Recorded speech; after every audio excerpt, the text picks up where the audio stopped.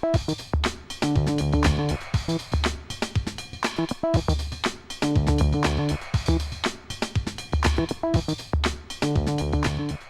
environment all around us, it impacts on our lives, the air we breathe, the water we drink, our rivers, habitats, pollution in the atmosphere, ever-increasing noise levels, etc.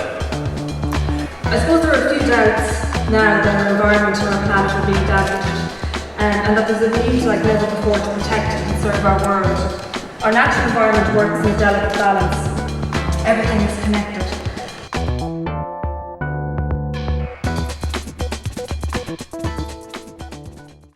Please welcome Minister Eamon Ryan.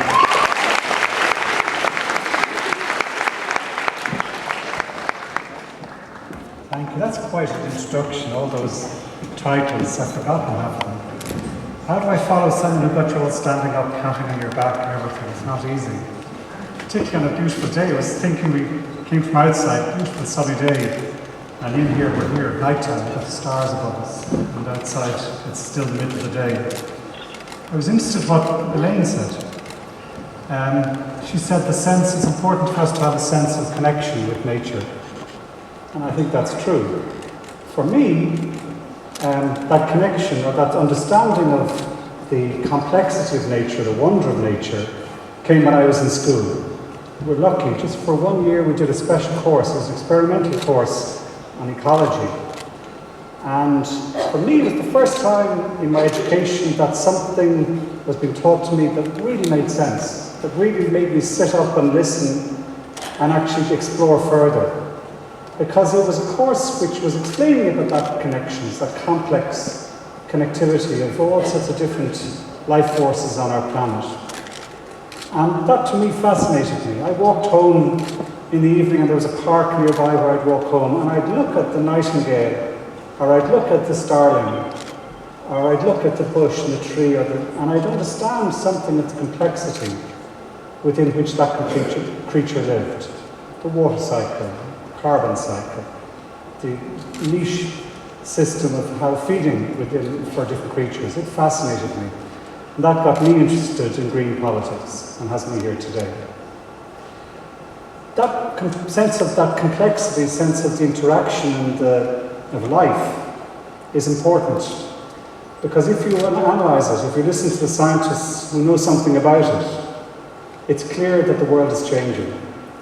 It's changing due to our influence in how this planet works. There's one simple story that came out a couple of weeks ago, it really struck me. It was in one of the English newspapers, The Independent, and it was citing a change that's occurring that is huge in its scale. Every year, there's a ginormous migration of birds from Africa, south of the Sahara, to Europe. Some 200 species, I think, come to Ireland. Species like the nightingale or the cuckoo. It's an incredible event. We are talking about billions of birds. It was described in the newspaper, each of them, if you think about it, a lot of them small birds, the size of a Mars bar, with wings the size of 2 credit cards. And that bird leaves Africa and flies all the way to Ireland on its own. Remarkable.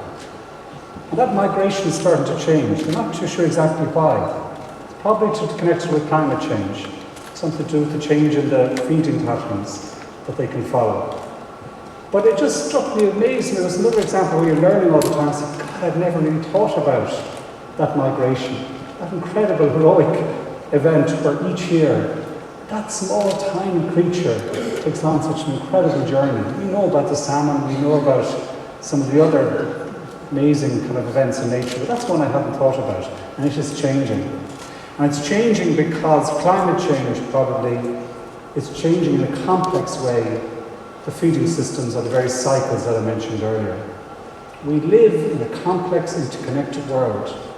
Another example, I was on home to someone yesterday, Tom Arnold from Concern, about food. Food prices are rocketing. We notice it here, but food for us only accounts about 10 or 15% of the money we spend. In a lot of the poorer countries in the world, it would account for 80 or 90% of what you spend.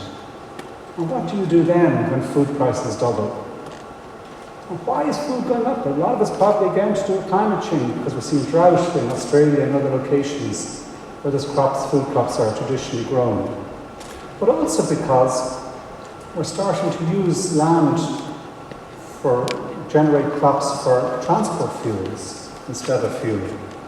And that's one factor. One example, just to put the sense of the complexity on it. That to fill a typical SUV, one of the bigger cars we have here, it's something like bioethanol, just biofuels. For one filling it would feed a person for a year in the equivalent grain you get from a crop.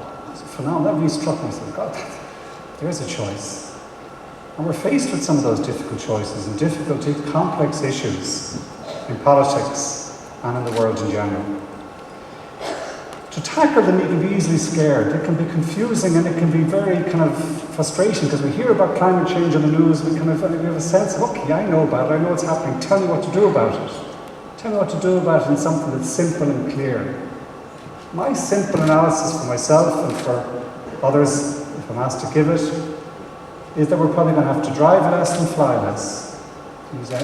We're probably going to have to eat better, waste less.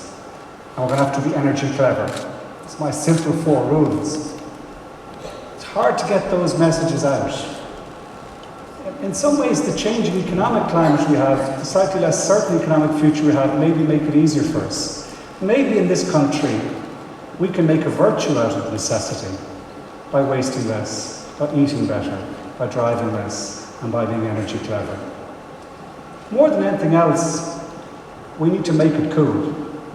We need to make it so that is that good thing to do, that you feel good, that it makes you feel proper inside if you're moving in that direction. I want to particularly commend our team, the TTV, and their work with this event in making it cool, in making it comprehensible, the sort of changes we're going to have to make. But also I want to commend the teachers and you, the students here today, in the work you're doing. There was a very interesting survey recently of all the top OECD countries, all the main developing countries, America, Sweden, Japan, and so on. Ireland is in them, one of them. And I was assessing how we do in education. We do okay in most areas. In maths, we're so-so. In English and other languages, we're so-so, we're quite good. We're the best, by the OECD's reckoning, in environmental awareness in the world. In that area, we top the list, probably because of the likes of the work that ECO-UNESCO have been doing, or the likes of the work of our green flag system, which makes us be aware of what the issues are. What we're now at the point, what you are at the point of having to do, is actually take that awareness from our schools and bring it into the wider Irish society. That's the task we have ahead of us. We have to change. This post says it here. We have a challenge to change. The schools, if you look at it in Ireland, are the centres of most communities. The schools are the place where people meet each other. The schools are the place where we determine a lot of our habits. Habits of how we eat, habits of how we travel, habits of what sort of values and what sort of attitudes we have. So we can see that we have the right attitudes and values and understanding of these environmental issues in our schools. It's now the time to take that from the school into the wider society, which I hope you will all do as you walk out here today. Thank you.